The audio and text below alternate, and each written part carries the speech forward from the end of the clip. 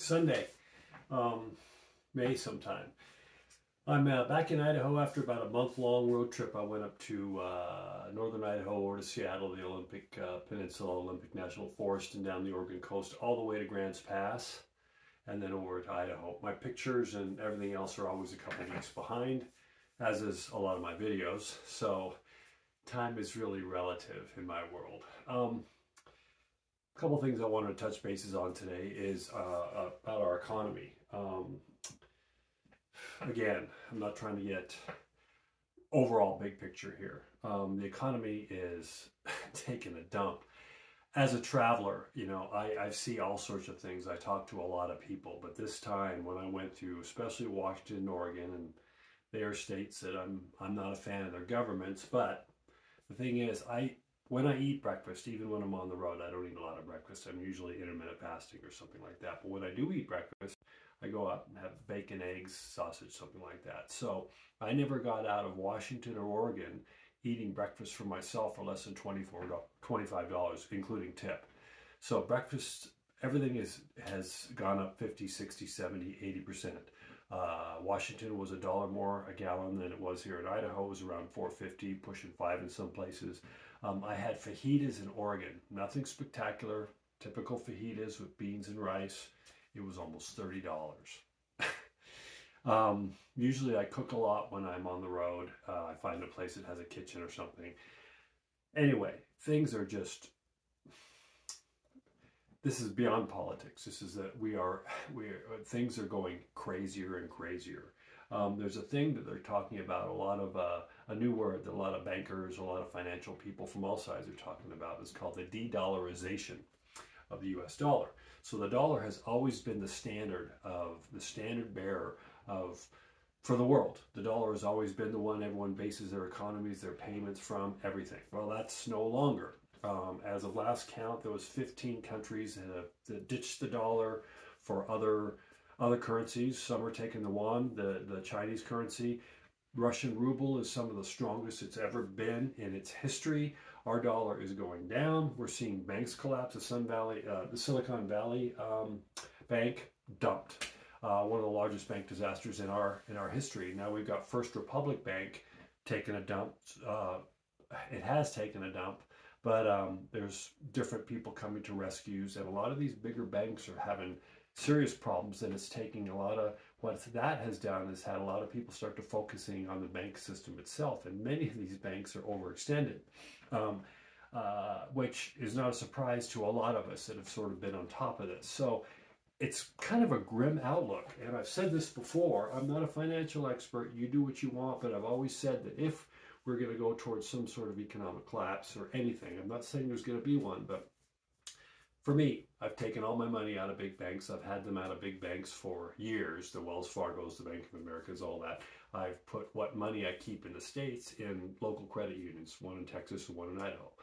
They're run a little bit differently. They're a little more safe. If we have a complete economic collapse, there's nothing we can do. But there's also that, what any financial advice expert will tell you, financial advice 101 is don't have all your eggs in one basket. So diversify. You maybe have some in precious metals. Real estate's always good if you can afford it. I'm into crypto, but don't get into the crypto market unless you really know what's going on because it's very volatile. But it's good to have things spread out a little bit. But the de-dollarization in the economy, that's really starting to, these banks are starting to collapse. And this is going to have a cascade of effects. Our mortgage rates are going up. The Fed, which is a fake bank in itself, by the way, did you know that the Fed is not a government-run organization? It's a private bank. Many people think because it's called the Fed, it's government. So a lot of this system, as we call it, millions of us, a lot of us talk behind the scenes that this system that we've been on, of almost debt slavery to a point, and it's another subject I'll get into, but this banking system as it exists now in the United States is coming to its inevitable collapse. It has to. It's not sustainable. Never has been. Wars rescue it. That's why there's a lot of people that want, politicians and leaders that want to keep us in wars because it boosts our banking system and economy. Again, a lot of things. The system that we know it as it is most of our lives is going to collapse, and that's not a bad thing.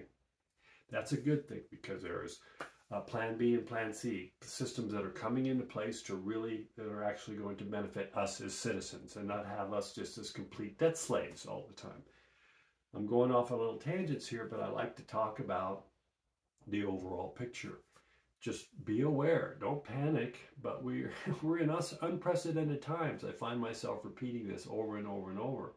And the dollar is losing value big time. It's not as strong as it was in the world stage, comes into our fuel, our gas, and all the green agenda that's being pushed here too it's all contributing to that. So something inevitably is going to happen. What? We're not sure. Even the experts aren't sure, but don't believe the mainstream politicians or the mainstream financial experts or the mainstream Fed people saying, all's fine, the Janet Yellens of the world. We're okay, nothing to look over here. Look, don't look over there, nothing to see. Don't believe them. They've been lying to you for the whole time. Do your own research, figure out what you can do. In the long run, things are going to get kind of tough, even tougher, and I've said this before. We're going into great times ahead, but first, the system, as we know it, has to sort of collapse, be exposed, and then come up again.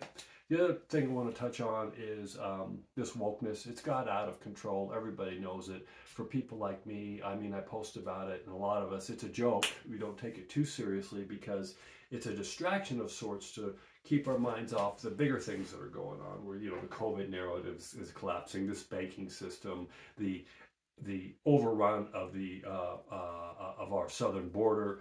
This woke thing is keeping us distracted. They're trying to keep us distracted. Yeah, it's pissing a lot of people off, and for good reason. I mean, Budweiser made the mistake. Bud Light, they've lost 26% revenue in the last month. But what I'd like to point out is on all sides here. So let's take Bud Light for an example. The wokeism thing, that guy, they have the trans guy who came out and did the advertisement for Bud Light. They're paying him. He's doing what he does. But it pissed off a lot of the normal people, and yet the trans crowd is going for their thing. However, corporations don't care who you are. They're just going to jump on the bandwagon, whether it's a trans bandwagon, whether it's the patriot bandwagon, whether it's the far right, the far left. They're going to jump wherever they see profit. And when they stop seeing profit, they're going to reverse course and they're going to drop it. So the corporations are not into anybody's best interests. Nobody. And this is another thing that needs to go down, is our corporations, because they've been running a lot of our lives for a long time. They don't care about anybody except the bottom line. So never believe what a corporation tells you. Never. Right now, they're currently on the woke thing, and they're doing it because that's where the money is. But Bud Light, again, is an example. They saw their profits go down a lot more than they've ever seen it in the last couple of weeks. And the old CEO came out and started backpedaling and retracting, saying, well, this was a different marketing company. We didn't say okay to that. So they're already backtracking on this to try to get their customer base back. It's not going to happen too little too late, in my opinion. But the fact, again, goes back to what I've said, what I just said numerous times. Do not buy into the corporations. They're the ones that need to go because they don't care about us. All they care about, all we are to them is a figure, is money. Okay? Open your eyes. There's a lot of change going on now, and it's going to increase. There's going to be things that we, as I've said before, everything we've been told is a lie. And that's a generalization, but there's a lot coming out now that's going to catch a lot of people off guard. This isn't a year ago when I was talking about to keep eyes out. We're in the middle of it now. So just keep your eyes open, help your neighbor, do what you can to help in your own little world. If you can't, just continue to live your life and stay out of fear, stay out of division, stay out of hatred, try to be good, help your fellow human being, because we, human beings, no corporations, no governments, together can do wonderful things, and we need to cross those divides and come together. And that is happening, trust me, it's happening everywhere. People are starting to come together and realize maybe their differences aren't as much as their leaders and the corporations and the advertisers and the newspapers told them they were, and starting to go for common goals that are going to be benefiting us, the people, not anyone else. And they don't want that. So times are a-changing, as Bob Dylan said. Have a good Sunday, or day, whatever this day comes out.